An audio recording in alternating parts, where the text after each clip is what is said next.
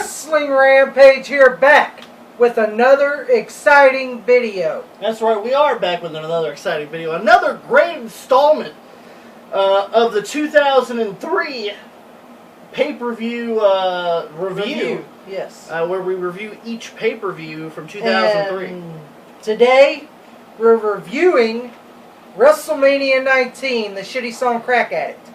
WrestleMania 19 on I do DVD. mean shitty song. That's right.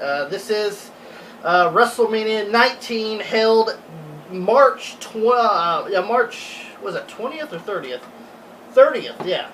March 30th, 2003. At the Safeco Field House in Seattle, Washington. Seattle, Washington. Sponsored by Snickers. Yep. You know, you gotta, if you're hungry, grab a Snickers. That's right. Feel free to eat a Snickers while you're watching this review. It is a Raw and SmackDown pay-per-view. And like Tommy mentioned, the shitty song Crack Addict by Limp Bizkit. Limp Bizkit. Not one of Limp Bizkit's best songs. No, not really. Let's just say that. It was one of the sucky songs. I was really disappointed in this song. Yeah. But, because there were so many good songs that came out in 2003, yeah. and they chose Crack Addict. That make no sense. But we get the first match is a heat match. Yep, a Sunday night heat match, and it is for the World Tag Team titles. So it was on Raw. Yeah, so it was on Raw. So it's for the World Tag Team titles, with the champions Lance Storm and Chief Morley take on RVD and Kane. Yeah, Chief Morley replacing William Regal because he was injured. He was injured. So he was one half of the World Tag Team Champions with Lance Storm. And it was an okay tag match. It was actually a good heat tag match. The Dudley Boys, you know, they did a 3D on Lance Storm. 3D! And then they put Rob Van Dam on the cover.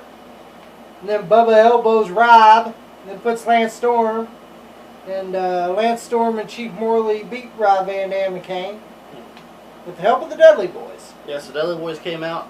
Because at this point, the Dudley Boys, it's either we're going to SmackDown or we're going to be part of Eric Bischoff's coalition, pretty much. And that's what they were.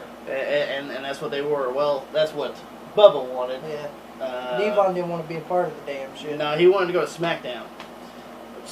Well, speaking of SmackDown match for the WWE Cruiserweight Championship with the champion Matt Hardy. This is when he was version 1, folks. And Version still 1. rocking those PJs. Still rocking the PJ pants. Yes. Version 1 style. Still rocking those fucking shitty pajama pants. With his MFer, Shannon Moore. Oh, motherfucker. Attitude follower. Oh. Versus Rey Mysterio. To me, this wasn't a very good Cruiserweight Championship match. It's kind of like it was kind of lackluster. Yeah, it was. It deserved to be the first match too. Give us a lackluster to start WrestleMania. But Matt Hardy rolls up Rey Mysterio. Rey Mysterio tried a Hurricane Rana head scissors and got rolled up. And Matt Hardy pulled the ropes and won and retained the Cruiserweight Championship. That's right. And there ain't much to say about this match. Match wasn't that good to me. It just wasn't. It just wasn't there. You know. To me, their SmackDown match after this was a little bit better. Well, once they got rid of shit, the shits guy that was in the match, yeah. Which is a SmackDown match, and it is. It was supposed to be a tag team match with the Undertaker teaming up with Nathan Jones against A-Train and Big Show. Do you guys know Nathan Jones? Nathan Jones was the prisoner in like South Africa or some shit like that, and you know, he got out of prison And here's something I just want to let everyone know. On Sunday Night Heat, yes, Nunzio of the FBI stole his wallet, and the Big Show and A-Train were in the bathroom or whatever the hell it was, and all you see after the Big Show and A-Train leave, you see Nathan Jones in his sweet ass black leather jacket and his white pants down with a foam chair. They beat him down with a foam chair. Well, with a padded chair, you know. Fucking and the padded chair. So the padded chair has, it It was foam. It was made out of foam. No, it was a fucking padded chair. You had the foam kind of like, stuffing, padded chairs. They beat him with a padded chair, and he's sitting there selling it. Yeah, he's out conscious by a padded chair. So the Undertaker has to go in alone. So it's a well, he match. might as well go alone. Nathan Jones can't handle a padded chair shot. So he goes in as in a handicap match. So it's Undertaker versus Big Show and A-Train. The match was okay. Big Show and A-Train. You knew who'd get the fall. It'd be A-Train. He'll take the fall. Velocity made. Yes. And Nathan Jones came out. He came miraculously, made a comeback after that padding chair. Yeah, he came out, what was it, last 3 minutes of the match? Did some fucking shitty spinning heel kick, and Big Show falls down on his ass. And then Undertaker tombstones A-Train, and 1, 2, 3. And it was an okay handicap match. It wasn't the best in the world. So far, you got 2 shitty matches right off the bat. Right off the bat. The Heat match was better than these 2 matches. So far. Well, this is where it kind of picks up a little bit. It's a Raw matches for the WWE Women's Championship when the champion, Victoria, puts her championship on the line in a triple threat match against Trish Stratus and Jazz. Yes, and this was actually a really good triple threat women's title match. It was. They had 3 good workers in there, Jazz, Trish, and Victoria. So, to me, it was a really good triple threat women's title match. So, I got to give it a really good match. I enjoyed it. It was a really good match. And Trish Stratus ends up chick kicking Victoria. Yeah. Winning the women's title. That's pretty much how it goes. So the new champion walking out of WrestleMania 19 is Trish Stratus. Trish Stratus. Then we get a SmackDown WWE Tag Team title match, and it is a triple threat match as well. You have the champions Team Angle, Shelton Benjamin and Charlie Haas taking on Los Guerreros, Chavo and Eddie, and the Unlikely Duo, which, they ended up being a pretty good tag team together, short-lived as well, but Chris Benoit and Rhino.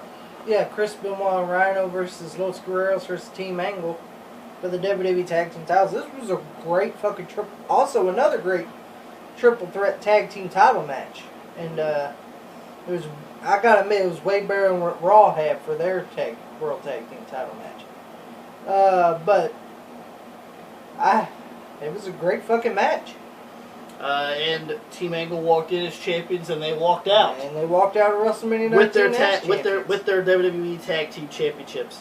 Now, we go to a Raw match, which I'll go ahead and say this. Before match of the night. Yeah.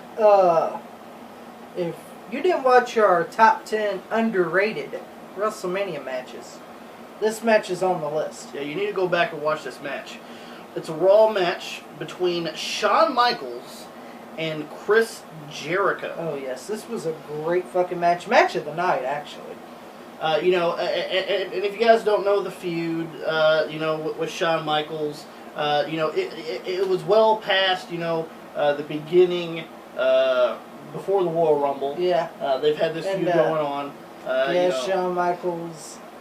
Shawn Michaels and Chris Jericho had the feud, and Chris Jericho everyone said I was going to be the next Shawn Michaels. But as I look at you now, you're nothing but the has-been kid. That's what HBK stands for, has-been kid. And Shawn Michaels just super kicks him when you see Jericho. That's what he did too. And then Chris Jericho wanted to be number 1, but Vince made Shawn number 1 in the Royal Rumble. And then Chris Jericho kind of low-blowed him and beat him down. They said, "You want to be number 1, you son of a bitch? You want to be number 1?" And he took him out. And then Michaels cost Jericho the Royal Rumble match. And then ever Jericho, since then, they've been interrupting each other's matches, even going into No Way Out. And then Jericho said he wanted a match with Shawn Michaels at WrestleMania. And Jericho got super kicked from behind in the backstage.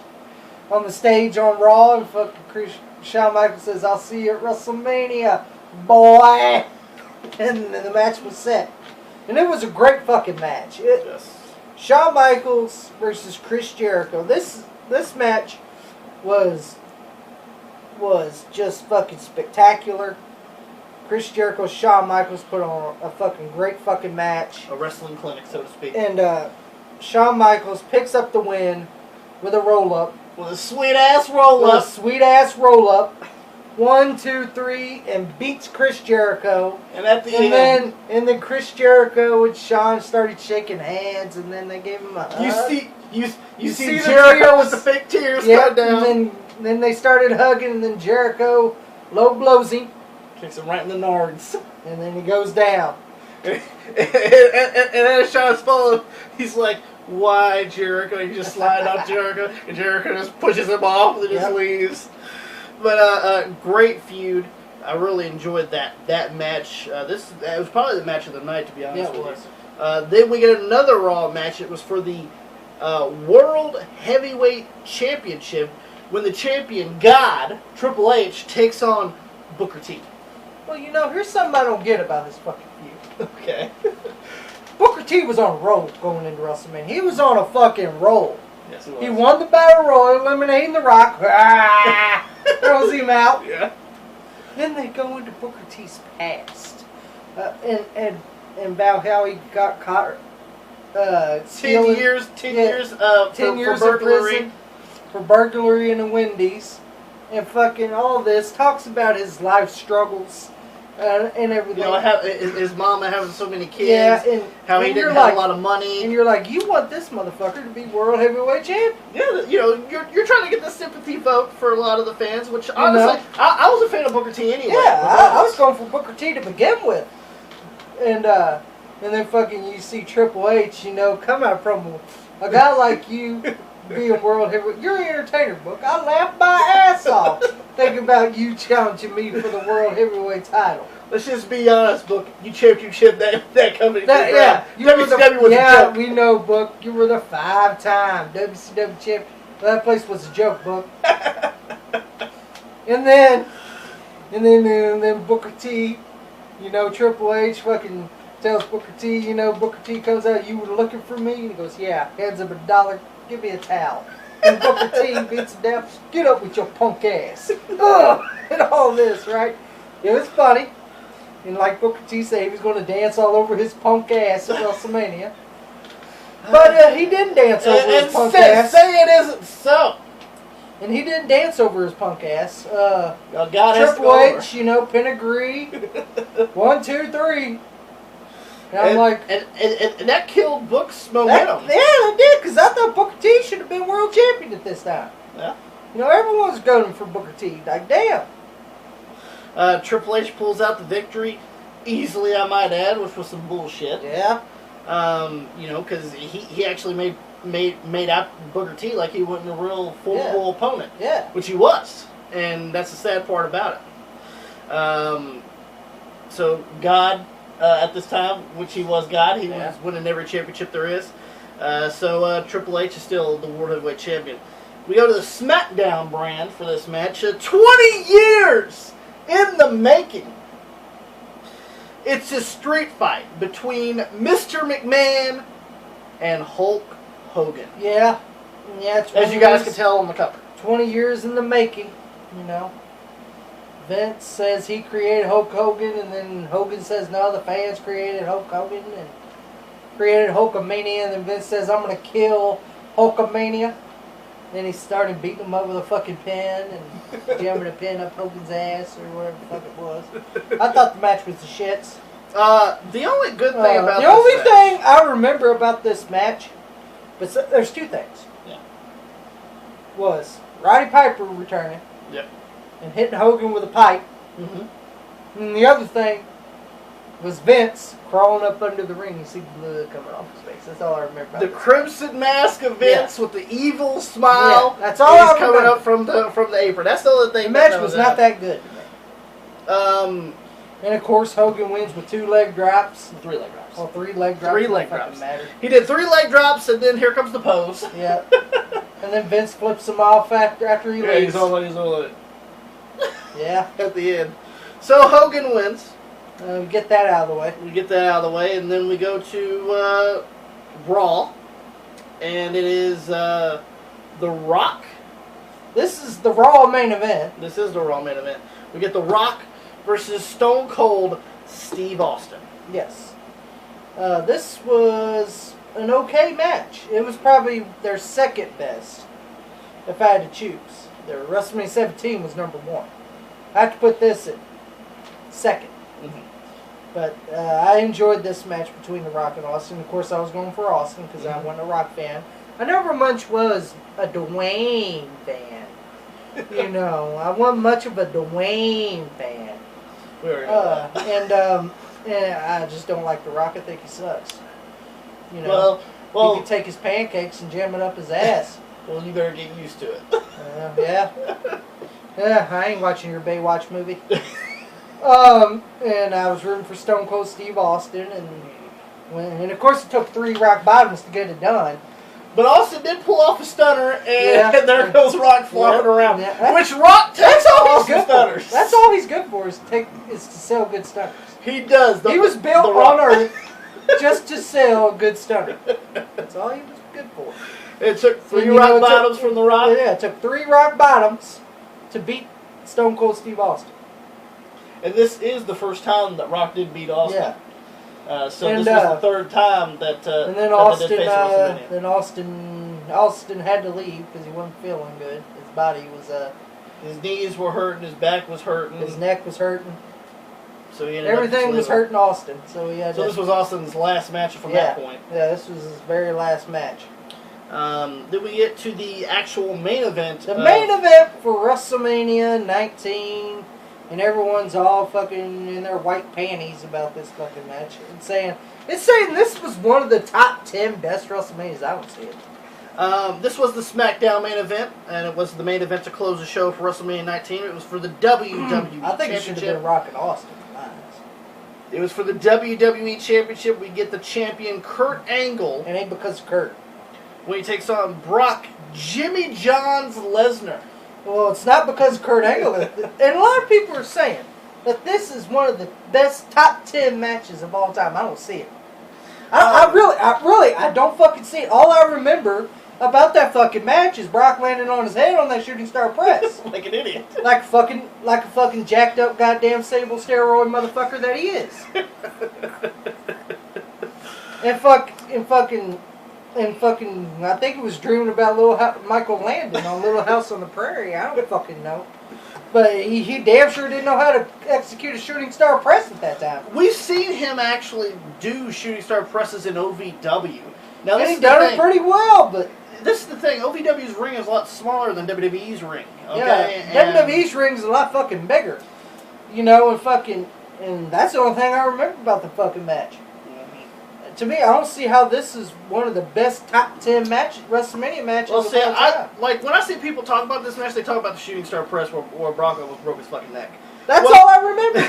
That's the only thing that was memorable about that. That's the only thing I remember about that fucking match. I wasn't a big fan of this match. I wasn't either. This was probably one of Kurt Angle's worst matches, in my opinion.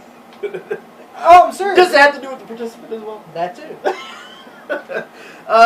To me, you know, it wasn't that great of a match. And of course, fucking Brock Lesnar hits the F5 on Angle in 1, 2, 3. They shake hands afterwards. I would have shook his hand. And then I would have spit right in that fucking country boy's face. They hugged. And by the way, Brock, I wish you'd just fucking quit fucking wrestling, because you never show up. I wish you'd fucking quit. Or quick, as some people say. Quick, as some people say. If you guys enjoyed this video, don't forget to give us a big thumbs up if you guys enjoyed this video. Don't forget to like us on Facebook, facebook.com/WrestlingRampage2.